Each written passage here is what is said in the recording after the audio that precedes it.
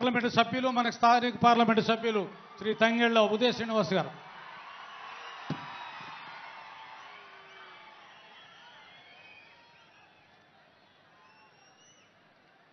అందరికీ నమస్కారం.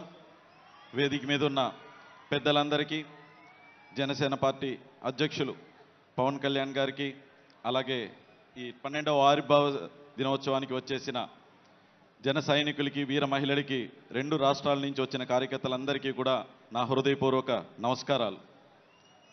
నేను ఒక సాధారణ మధ్యతరగతి కుటుంబంలో పుట్టి రాజకీయాలని దూరం నుంచి చూసే మీలో ఒకడిని.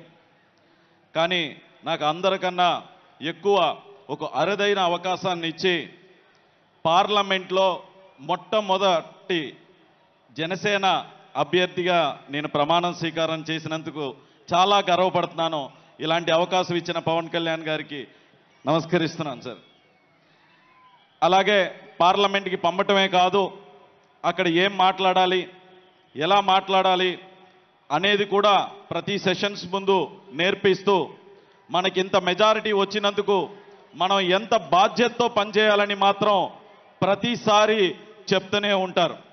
అలాగే గత ప్రభుత్వంలో జల్ జీవన్ మిషన్ని మొత్తం అంతా 16,000 కోట్లు కేటాయిస్తే అందులో 2,000 కోట్లు మాత్రమే అలా ఇలా వాడి వదిలేస్తే దాన్ని మన అధినేత పవన్ కళ్యాణ్ గారు స్వయాన ఆయనే బయలుదేరి వచ్చి నరేంద్ర మోడీ గారిని అడిగి జలశక్తి మంత్రిని కూడా కలిసి, సార్ ఈ స్కీమ్ని, అయిపోతున్న స్కీమ్ని ఎక్స్టెండ్ చేయండి అని చెప్పి, మన వల్ల, పవన్ కళ్యాణ్ గారి వల్ల, మన డిప్యూటీ సీఎం గారి వల్ల దేశం అంతా స్కీమ్ని ఎక్స్టెండ్ చేసి నరేంద్ర మోడీ గారు రాష్ట్రానికి కాదు దేశానికి అందరికీ కూడా ఎక్స్టెండ్ చేస్తున్నాను అని చెప్పి మన వల్ల దేశం అంతా కూడా లబ్ధి పొందేలాగా ఆయన చేశారు.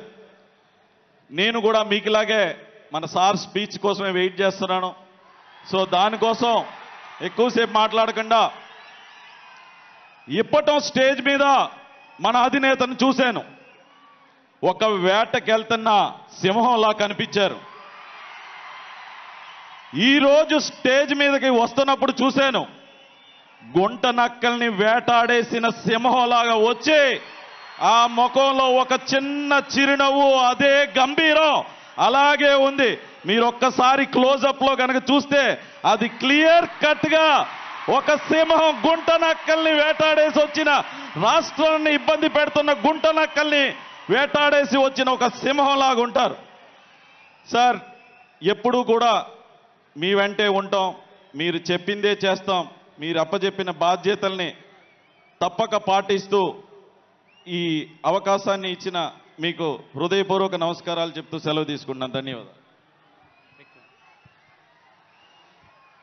గౌరవ మంత్రివర్యులు, రాష్ట్ర పర్యాటక సినిమాటోగ్రఫీ శాఖ మాత్యులు శ్రీ కందుల దుర్గేష్ గారిని ప్రసంగించారు.